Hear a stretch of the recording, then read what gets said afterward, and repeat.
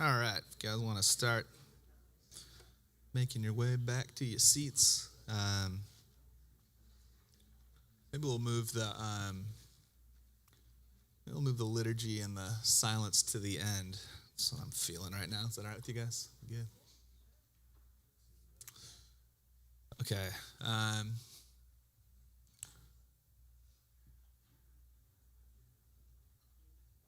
are we looking, Ben?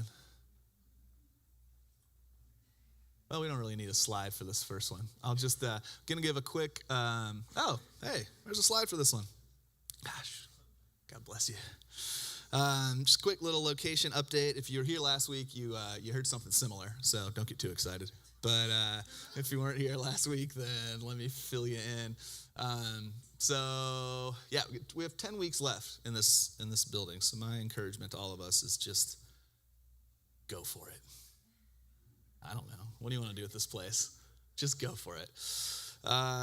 We're at least going to have some kind of party on the way out. I'm pretty sure that the folks who are moving in are like gutting the whole thing. So if you've ever wondered, you want to learn how to take down a wall or, what happens if you throw a baseball at a drop ceiling? I mean, really, the sky's the limit in a couple of weeks anyway. Graffiti classes. We're offering graffiti classes. Yeah, that's what I'm talking about. Let's keep this going. What else you got? No, I'm just kidding. So this weird thing happened in the course of this transition. So this church is pretty old, Beaches Vineyard Church. It's like 26. It's 26. Been around for a long time. Jess and I have been a part of it for, most of its life, I suppose. 99, right? 26. So Jess ended up here in college at some point, and I came up to visit her, and then she's like, you ought to come check out this church, and I did, and I loved it, and then we moved here, and then got involved, and then got on staff, and 3.5 years ago now, the guy Joe, who had been leading the church, was stepping back, and Jess and I ended up stepping into that role, and we've had a pretty good time. Experimenting, I think, with the form, and it's an interesting moment right now. I think that a couple of things. I got to keep this brief. Did you know that nostalgia was a diagnosable condition in the up until the 50s? So trying to get us lost on memory lane here. But through considerable effort and sacrifice and vision and generosity, and we kind of helped turn,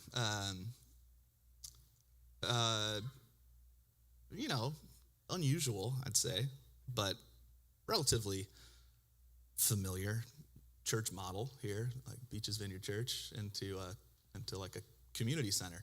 And the idea was like, man, we are so fortunate to be inhabiting this like iconic building, like the Atlantic Theaters. And I used to just drive. I would drive by here right around the 2020, and I would see the building empty, like 88% of its life. And I would think, well, first of all, this is really expensive. It's a lot of money to pay to meet on Sundays and Wednesdays, and then to have like an office with a couple of people in here the rest of the week. And second of all, I just felt like it's kind of straight. One time, I'll tell you this one story. This guy came in, Richard Luckin, I believe. No, is that his name? You guys ever listen to the Electro Lounge on NPR? David Luckin, got a great voice for radio. He came in, this was a long time ago. I was like the janitor / receptionist, and he showed up, and he wanted to walk the building, and I was kind of starstruck because I was like, David Luckin, wow, man, the man behind the voice. And we're walking around, and he was very honest with me, and I was nervous in the moment and appreciative in hindsight, but he was like, this is a church? And I was like, yeah, sure is. Pretty awesome, right? And he's like, yeah, no, it's not. What a waste. What a waste of a building, man. Oh, there's so many things could be happening in here, and it's just a church? Oh, what a drag. Boy, I tell you, I could come up with some ideas of what to do. So we didn't take him up on his offer, but, 15 years later, we probably would have. But it was that kind of thing where I'm like, man, it's strange that this place is only accessible a couple of times a week to the general population, and then only to the folks that are interested in our particular flavor of Christianity. And so, that and a lot of other factors led us to just think, well, what else can we do? And it's been incredible. And I feel like what got born over the course of these last 3 years was something I've never been a part of before. It was an expression. It's been an expression of community that's been deeper than any I've known before. And I think that depth can be attributed to the fact that, I could just be myself here, It's like, how much of life do we feel uncomfortable, or are we willing to feel uncomfortable in? To bring forward in the same place. we started showing movies. There's a guy that was really into movies, and so he started this Thursday night cinema. So we were showing free movies, and this funny thing happened, and this sort of encapsulates the tension, I think, of the last few years. What we quickly discovered was that people who are not church-going types were deeply skeptical of why we would be showing movies. One time, the folks next door at the restaurant, they came over, and the one guy, this is what he told us. He's like, we've been wanting to come to one of these movie nights for a while because we see the titles, and we're like, oh, that sounds good. So tonight we just decided we'd have enough to drink to come over. And so here we are, and we just want to know, what's the catch? There's this whole thing, at the end of the film, you are going to try to funnel us into your salvation program, right? And we were like, no, just churches have this weird license where we can show any movie that we want without having to pay for it, as long as we don't charge for tickets. And this guy likes movies, and so here we are. So they're like, okay. Meanwhile, on the other side of the coin, there's lots of church-going folks who are like, that movie's rated R, right? This will be on your head, Pastor.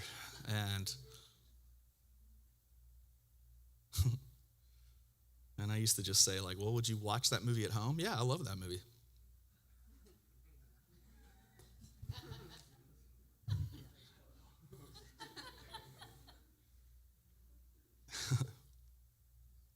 Yeah. So, it's been challenging, It's a weird thing to do because everybody's uncomfortable, and that's the point. And if you read the Gospels, that seemed to be Jesus' modus operandi. Get some people together who don't agree with each other and then put them in volatile situations and see what comes out. And most of us don't feel like that's what we're signing up for when we're coming to church, Annie Dillard has a great line where she's like, what are we doing in churches? These are highly combustible elements. We've somehow pacified it and make it feel safe, but we ought to be handing out crash helmets and this kind of thing. But it's been a lot of fun, and I feel like it just got born, and then the landlord sat me down somewhere in January and was like, all right, we're enacting this 6-month termination clause, found somebody else that can pay more in rent, and they're going to help fix up the building. So you got 6 months, and I was just kind of surprised, not surprised, bummed, not bummed. I felt relief primarily because it's been a lot to hold. It costs $18,000 a month to rent this place. And have been lots of Sundays where I'm like, there's no way I'm ever going to tell anybody how much it costs because there's 11 of us in this room. And if we all look around at each other and we're like, wait, so each of us has to kick in $4,400 to, you know what I mean? So it's been a miracle this whole time. And there's things I do differently, maybe slower. But I'm just really grateful. So, we got 10 weeks left, and we've been patiently watching to see what opportunities arise. We had, as a lot of you know, we had this little church up Mayport Road that was looking like just all signs were pointing towards it, and we were heading in that direction, and we even got as far as having a key and a lease drafted. And I just thought, oh my God, to think I worried even for a split second about God's provision and timing. But then some family stuff emerged from the folks that own the church. A little rupture happened, and it became quickly apparent that that's, we're going to have to put a pause on that. And out of that, a couple other opportunities have opened up. None of them seem feasible in the time we have left, both 10 weeks in this building and the fact that this staff, a lot of us at the center of this thing, we're just kind of tired. It's been a lot of work, and so it's been worth it. But when a clean transition to the next thing didn't immediately emerge, there are two options. There's the one that I normally default to, which is if the door closed, kick it in, look around, see if there's an open window, see if you can fit under the crack, this kind of thing. I've learned that's usually gets you into more trouble than good. You might get what you want, only to find out it wasn't worth what it cost to get it, and you didn't actually want it. You know that one? Yeah, so, all right. Maybe a better question is, when reality isn't complying with your plans for it, maybe you got to ask yourself about your plans.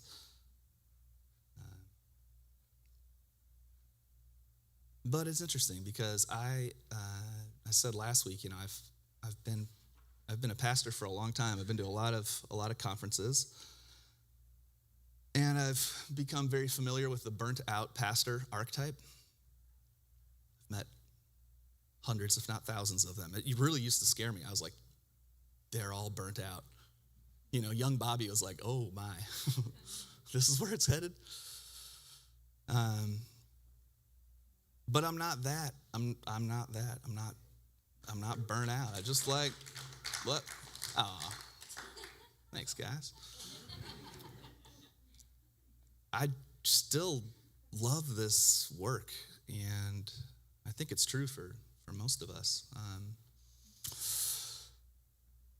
But there are some things I'm tired of, and most of them have to do with almost making it financially. I can't. And, some of the wild experimentations that it's required to try to make rent. I can't anymore. And I can't tell how much of that is tied to the form and how much of that is tied to the experience of the last 3 years and how much of that is just general old tiredness. So I know for myself, I got to slow down and just ask what God's invitation is here. We can look at it like, oh no, it's all falling apart. Or we can look at it like, it's not going the way we thought it would. Here we are. It just means to listen more deeply. So that's what we're doing. And there are a couple of options. And conventional wisdom would say, tell you guys what they are so that we all feel better. You know what I mean? Like, this is sort of like good move, dude. Let's see how the tithe is after that. You know what I mean? Like, I don't know, is that coarse maybe?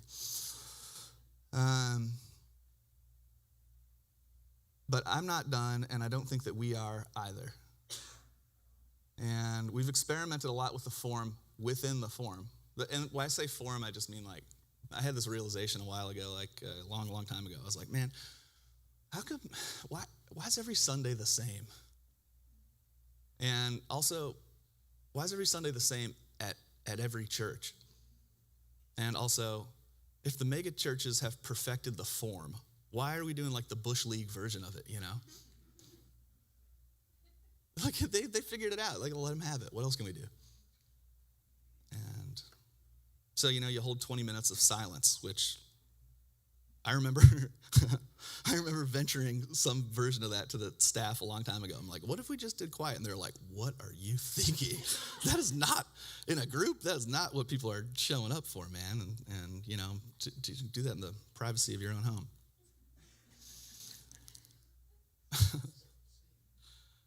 Because it's weird, you're sitting quiet in a room, and then if it's 20 minutes, the first 17, if you're like me, it's just you being like, oh my gosh, what is everybody else thinking?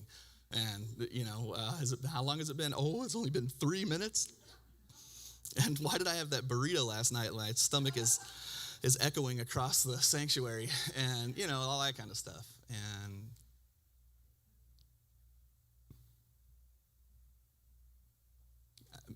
the upside is, if I'm trying to learn how to pray and meditate at home and I get 7 minutes in and I'm bored, I can just get up and get a bowl of cereal. But if I'm in here, it makes, you don't want to be the one leaving. And if I can learn to be quiet in a group and be comfortable enough with that to stop interpreting silence as awkwardness, then our conversations can move at a speed of understanding and communion and digestion. Yeah, it's all been worth it, and I'm hopeful for what's next. And you know that there's a story. We should know something next week, basically.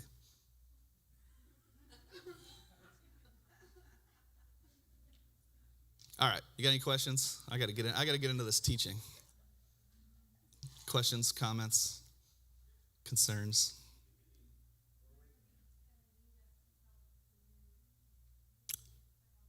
Oh yeah, that's a good question. When are we going to meet up to help with the move? Okay, so here's the tricky thing.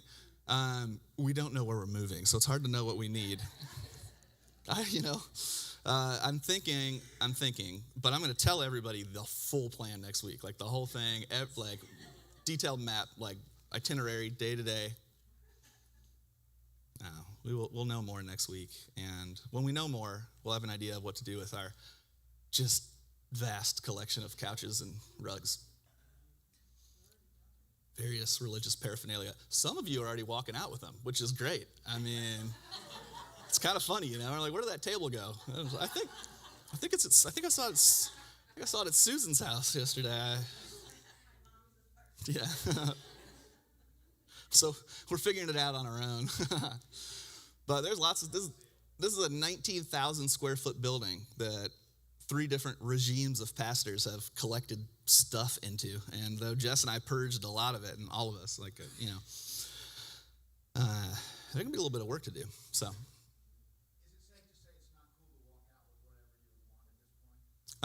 Is it safe to say it's not cool to walk out with whatever you wanted at this point? Yeah, probably. Some of that stuff, I don't know whose it is, you know what I mean? Like you might take that chair home and think, oh, who cares? But I don't know. It could have been, for instance, the chair that baby Corey was rocked and nursed in, because that's in here somewhere.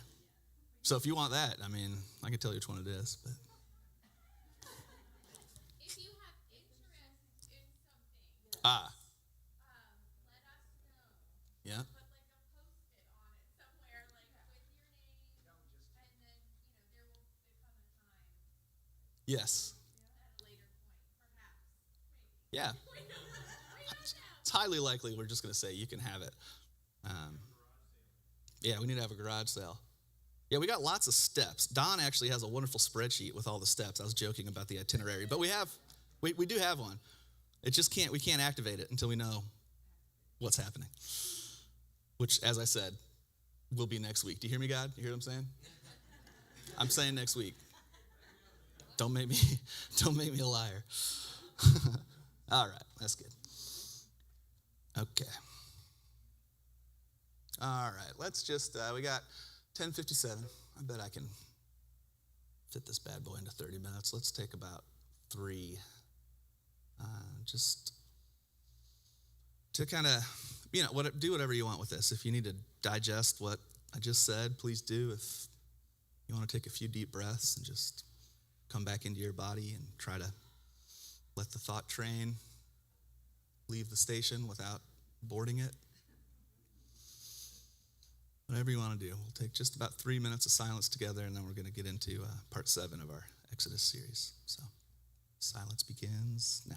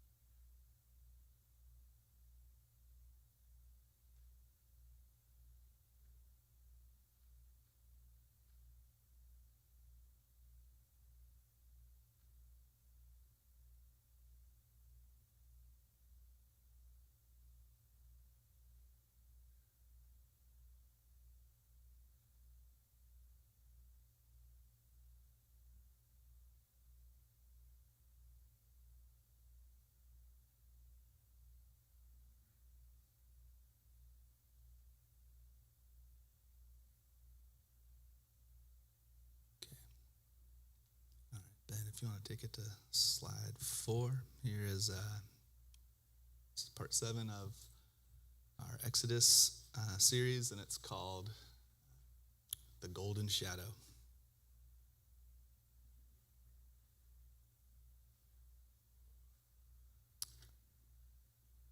All right, so I'm going to read a rather lengthier passage here, and it's this conversation between Moses and God from the burning bush, and like I said, it's a little bit longer, so to keep my interest in yours, I tried to make it look like a comic book. All right, ready? Now Moses led the flock of Jethro, his father-in-law, the priest of Midian, to the far side of the wilderness, and he came to Horeb, the mountain of God. There, the angel of the Lord appeared to him in flames of fire from within a bush. Moses saw that though the bush was on fire, it didn't burn up. So he thought, I'll go over and see this strange sight. Why isn't this bush burning up? When the Lord saw that Moses had seen, God called to him from within the bush, saying, Moses, Moses. Moses replied, Here I am. Do not come any closer, God said. Take off your sandals, for the place that you're standing is holy ground. And then he said, I am the God of your father, the God of Abraham, the God of Isaac, and the God of Jacob. At this, Moses hid his face because he was afraid to look at God. The Lord said, I've indeed seen the misery of my people in Egypt. I've heard them crying out because of their slave drivers, and I'm concerned about their suffering. I will rescue them from the hand of the Egyptians, and I'll bring them out of that land and into a good and spacious place, a land flowing with milk and honey. Now you go. I'm sending you to Pharaoh to bring my people, the Israelites, out of Egypt. Okay, I'm 100% convinced the rest of this conversation, just so we're all on the same page, about tone is played for joke. Okay, this is a total, just watch this. Okay, ready? So God says, all right, that's all the information you need, go. And Moses says, sure thing. He doesn't. He says, well, who am I?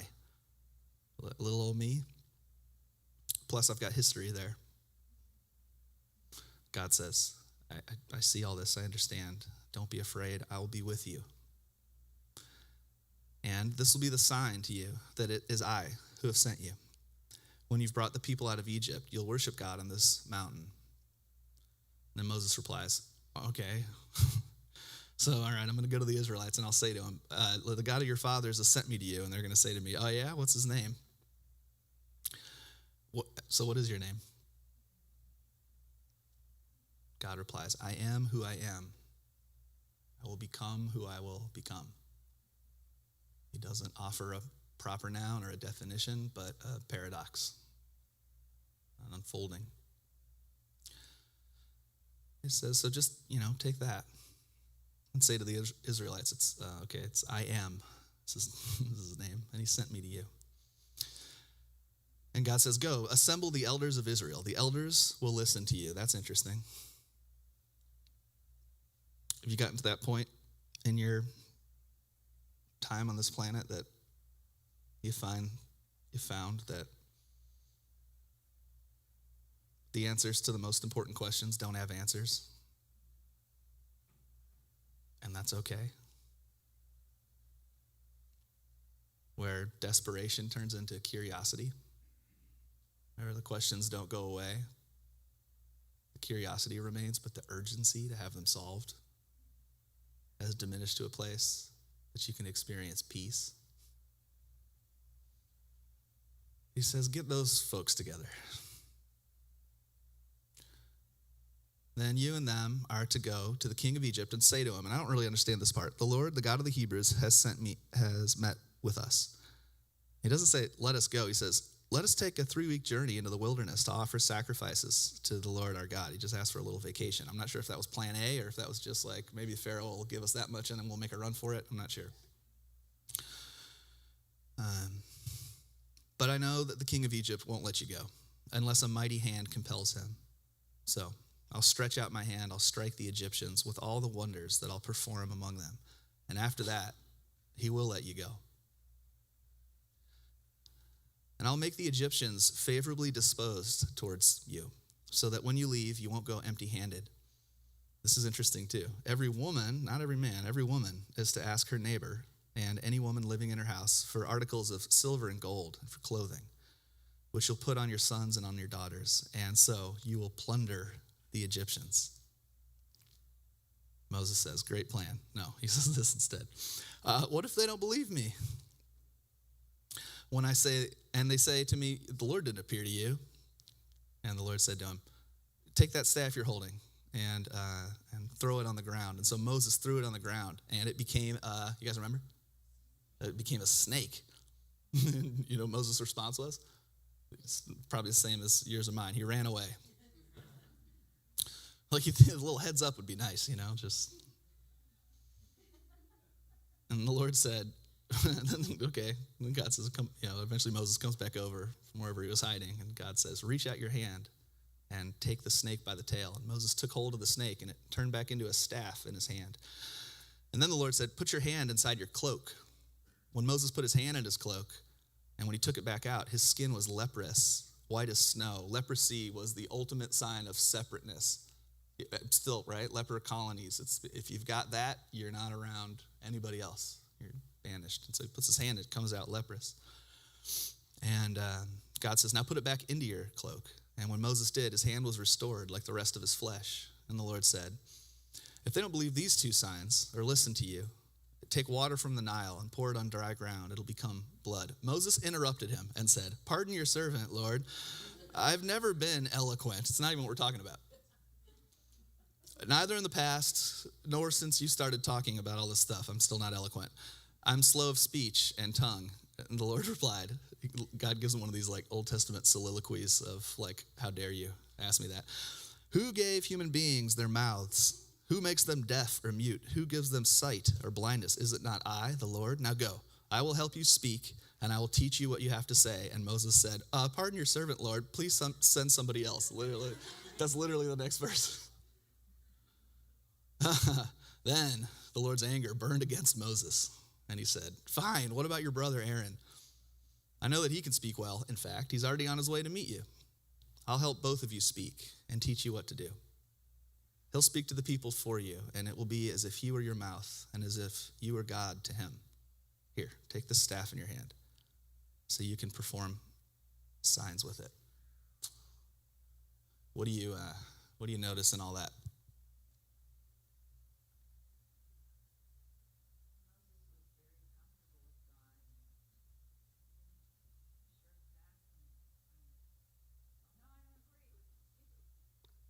Yeah, Moses wasn't afraid of God the way that we're kind of taught to be afraid of God.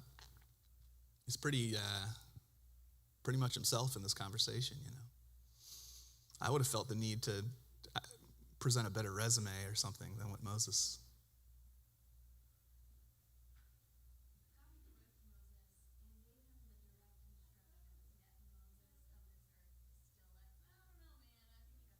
Yeah, even when the direction got clarified and clear, Moses, which is a great, have you noticed this? You think you need a little more information, and you actually don't. You just need to like get going or stop going. And yet God doesn't argue with him like, no, man, you're seeing it all wrong. Come here, sit on my lap, and let me tell you what a good boy you are. He's just like, yeah, that's all happening. Look, I'm with you in all of it. We waste so much time waiting to know what the path is, you know, when we're already on the path. And we spend this great, and this is useful, you know what I mean? I think Alan Watts has got that thing where he's like, you know, we make these elaborate lists of pros and cons and why we should go this way and not that way, and we wait and we wait and we wait, and we gather information, and we read books by other people who've made a decision similar to the one that we're facing, and we ask ChatGPT, and you know, and then when the time comes to make the decision, we just respond in the moment and make a snap decision. Like the path, whatever the path that we're on, whether we consider it to be divinely appointed or a waste of time, the path matters significantly less than the awareness of who walks with us on the path. keep finding myself in predicaments where I'm like, why is this happening to me? And then I think, well, I guess God just wanted to experience. My spiritual director asked me one time, I was lamenting about some problem I was facing, and she was asking me, well, when you think about it, what kind of thoughts? And when you listen to your body, where are you experiencing your body? What do your emotions tell you? And, we went through that whole thing, and then she said, and how is God experiencing this? And I went immediately to my programming, of God like up here over there somewhere, watching it and judging my responses, like, I'll give him a C- on that one. And she wouldn't let me think of it that way. She says, no, I mean the presence. Like, how is God in here? Is God's experience of this the same as your ego's experience of it? And of course, they're very different.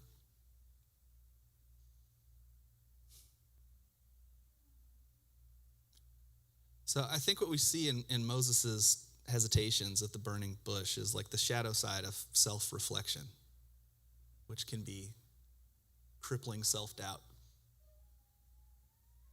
There's a lot of content in here that we unconsciously construct, ideas and identity sources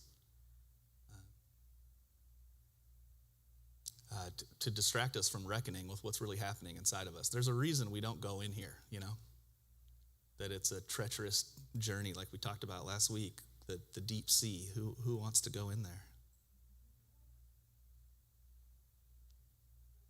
And I remember in the early days of this introduction to the contemplative path, talking with friends around here, giving teachings all around this way, and what was often reflected back to me, the biggest warning was, that sounds like a bunch of navel gazing. Like, God doesn't want you spending all your time just, what's this and what's that? And like, there's hurting people out here, man. Get real guilt-driven too. Oh, cool, yeah, you keep thinking about that while we do all the work or something. I get it. But the place that we do the work from is a lot, the place that we're doing the work from is a lot more important than the work that we're doing, regardless of what the work is. Like, I can speak to my kids in a way that makes them stop doing the thing that I don't want them to be doing and that isn't ultimately good for them. I can speak to them in a way that stops it and that hurts them and grieves me, even though the desired effects are accomplished, And it's a slower and more difficult path to integrate ourselves to where when we speak, we're speaking from the truth of who we are rather than the reactive edge that just wants the pain to stop.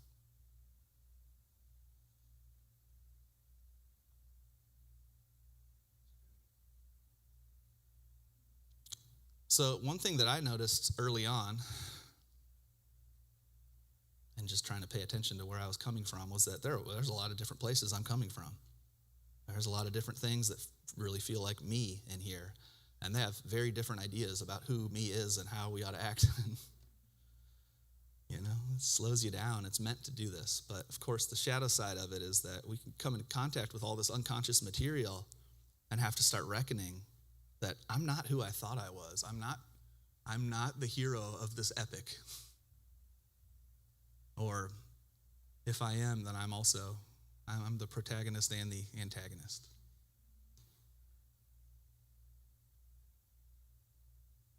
And to come and to honestly reckon with the stuff that we've spent a lifetime avoiding.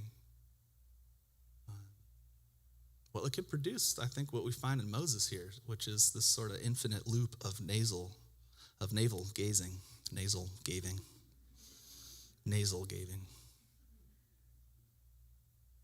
It's Latin. So we can't just skip over Midian, which means to contend with oneself, like a lot of folks would suggest, but staying too long, 40 years like Moses, contending with ourselves can produce an over-identification with our own weaknesses and a lack of awareness of the presence of God in all of it.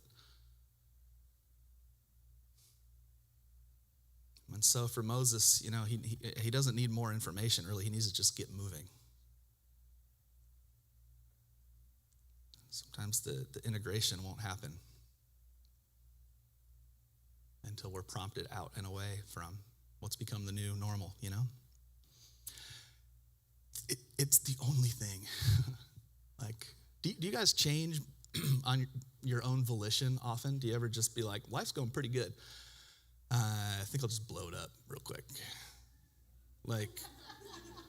Or man, I'm so grateful for these last 7 years of paradise. I think I'll introduce a little suffering and see what happens. And yet, what does the suffering produce in you? Growth, change, movement, opportunity, rebirth, openness, compassion. It's why I love swimming in the springs and not so much swimming in lakes. You know, you remember people were freaking out a few years ago? I remember my mother-in-law was like, you swam in a lake? What about that brain-eating bacteria that everyone's getting? You know what I mean? Like stagnant water is...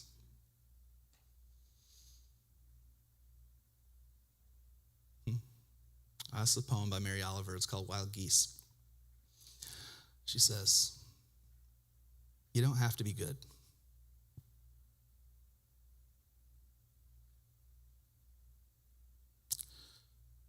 You don't have to be good. You don't have to walk on your knees for 100 miles through the desert repenting.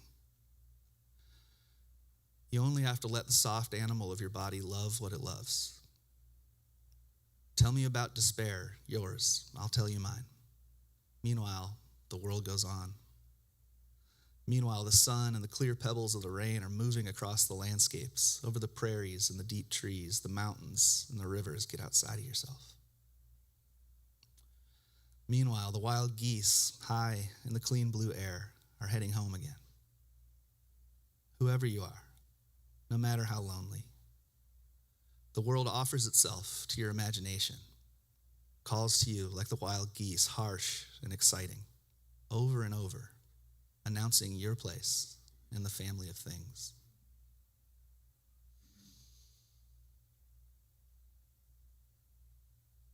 So the time's come for Moses to leave Midian, and it isn't because he's ready or because he's certain. None of that is evident, is it? It's just time. And with the stirring of soul comes a deeper reckoning with the shadow. And so that next slide shows the staff and the cloak as shadow symbols. The Lord said to Moses, what's that in your hand? And Moses said, a staff. The staff is this Hebrew word. And it comes from a root, natah, which means to stretch out, to turn aside, or to sway. It's like the shepherd's staff. It's how you keep the little sheep in line. It's this outer expression of inner authority. It's a projection of strength or of role. And it turns into a serpent. And it reveals the hidden complexity of wielding our innate authority. It's sacred, necessary, and dangerous, depending on our awareness. The cloak, I knew it would mean this. The cloak comes from this word, it means the bosom, the area between the arms and the chest. It's sometimes translated as cloak, but more often and more precisely, it means the inner part of the garment, the place closest to the heart, to the inner chamber. And this is what it's like, isn't it? When Moses goes into the inner chamber of himself, when he places his hand into the core of his soul, what comes out frightens him.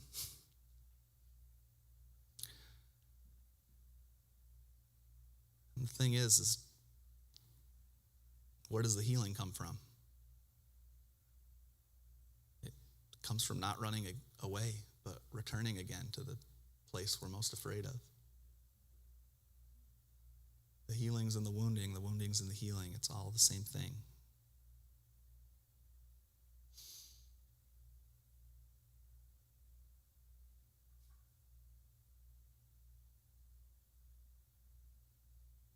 What do you do when you go to your inner sanctuary?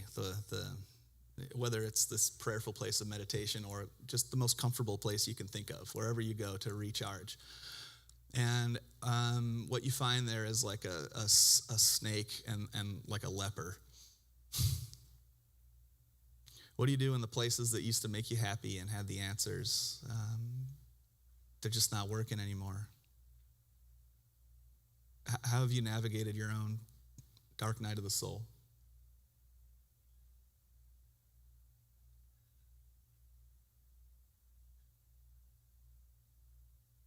I think the answer for me, and the answer I feel like we see here, is just the invitation. It's don't look away.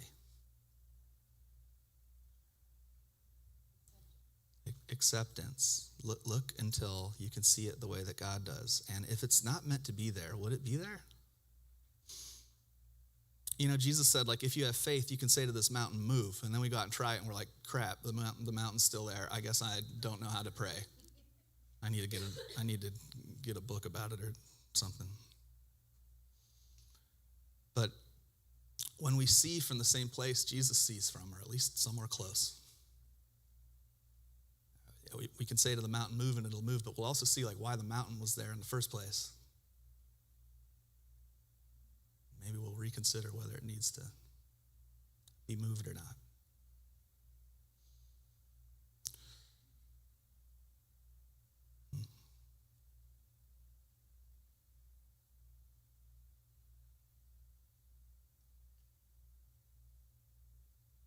You guys want to talk about the human shadow for a minute, or is that enough for today? All right, so next slide, shadow work. Thomas More, he says, the person that we choose to be automatically creates a dark double, the person we're choosing not to be. This is Robert Bly. Corey gave me this book. It's from a little book on the human shadow. It's amazing. Actually, Corey just like left it under a pillow at our house one time or something, and for us to discover it and think, how is this here? And I don't think he ever fully admitted it was him that did it, but I'm pretty sure it was. Okay, anyway, Robert Bly. He says, the shadow is an invisible bag that we carry, formed by repressing aspects of ourselves that were deemed unacceptable by our families and our friends during childhood. We spend our early lives filling the bag with what we deem undesirable, and the rest of our lives trying to retrieve those hidden parts of ourselves. Here's the parable of the master who lost his keys. Ready? An old spiritual master one morning was searching all over his front yard for his misplaced keys. This is a very relatable story for me.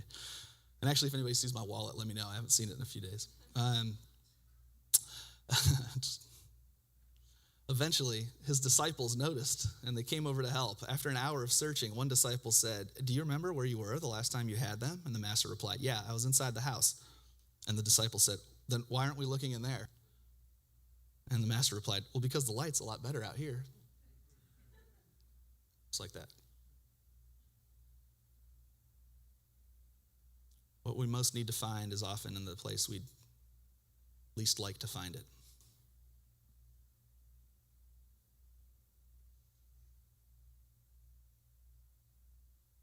Next slide. This is Murray Stein. He said, when the shadow returns, and it will, it returns because it wants to. It needs to be dealt with in a different way than it was before. There's no more putting it back in the bag. Because the seeds of psychological renewal and all possible future directions for life lie hidden within the thing we're trying to avoid. When the unconscious erupts, what first comes most strongly to the fore are the rejected pieces of personality that were left undeveloped and cast aside sometime in the past, in the rapid movement forward. But life still clings strongly to them. We can't quite lose them.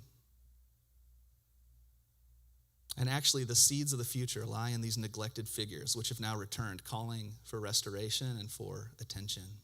And this is called the golden shadow. They're energy, vitality, eros, life, creativity. Much of it is hidden in the place that we don't want to look. They call it the golden shadow. So here's a little test for shadow content. You say, well, how do I know what's in my bag, you know? This is Robert Bly again, same book. He says, what we fail to recognize in ourselves, we worship or resent in others. It's a good place to start.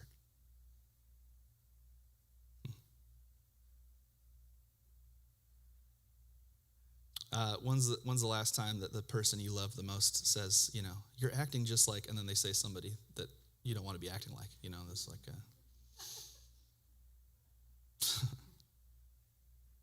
I am not.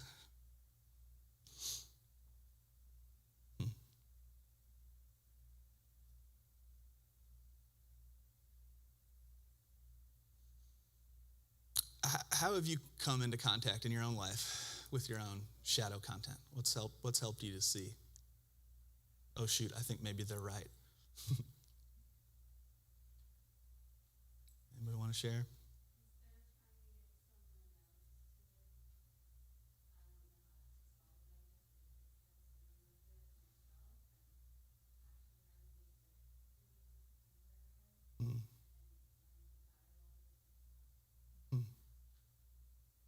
Yeah, so basically, that old cheesy joke. I remember we used to do all these marriage courses, and there was always on about in these marriage courses that like men just want to fix everything, and then the woman just wants to be heard. So then the woman says something, and the man says, "Well, hold on, I can fix that," and the woman's like, "They don't understand me," and then you get in an argument or something like that, right? And so you're saying essentially, stop being the husband to yourself and be the wife to yourself for a minute. So you don't need to fix it. In fact, you can't. You all right with that? Can you stay there until you're all right with that? You can. And what comes forward in this acceptance and this integration is, I think it's really cool. It's right in this story too. When God says, when you go, you're not going to leave empty-handed. You're going to plunder the Egyptians. All this gold and silver that the women folk are collecting here is what's later used to make the tabernacle, the dwelling place for God to the Jewish people. It's what was once the loot of an oppressive empire regime becomes, in the Jewish imagination, the dwelling place of God.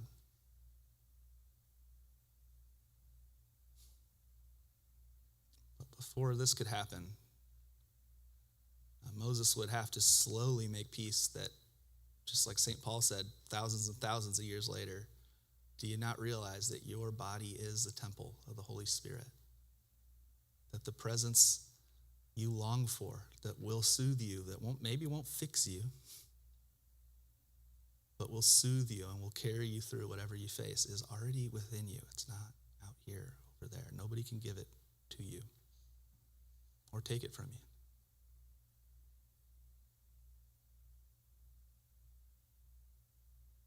So when we talk about shadow integration, I think this is what Jesus said in Matthew 10. He said, it's so direct, because he's talking to a whole bunch of, he's basically talking to some people that are in the same position that Moses is in. He's got these followers, and he's working miracles, and he's healing people, and they just want to be around him all the time.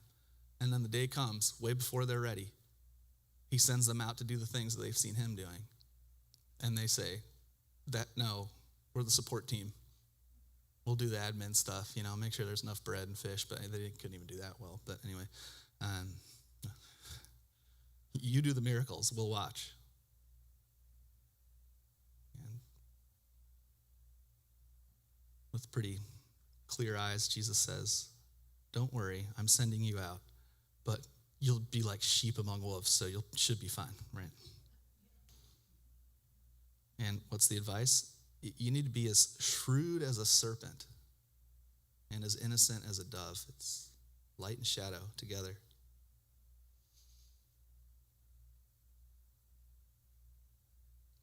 That's good. All right, Corey.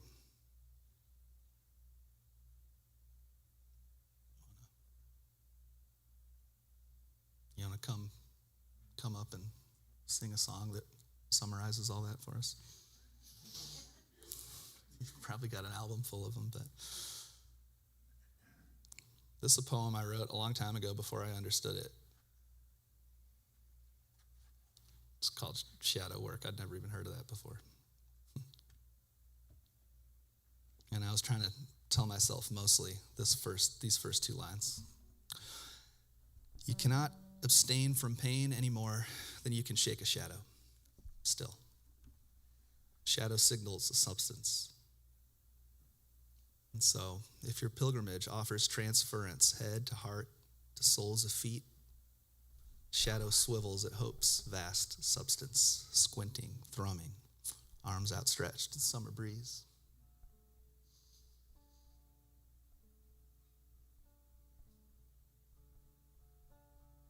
Yeah, all right.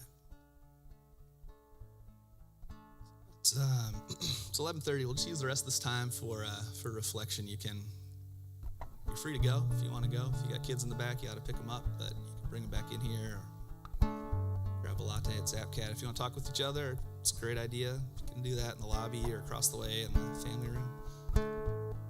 We'll leave this space in here still quiet for reflection.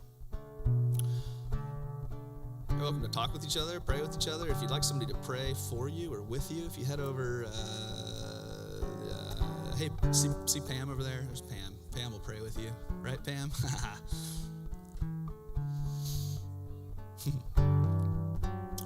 The communion table will be open. The elements are available to anybody who'd like to take and eat, but you're welcome to stay as long as you like when you go. Do so in the peace of our Lord. Thanks for being here.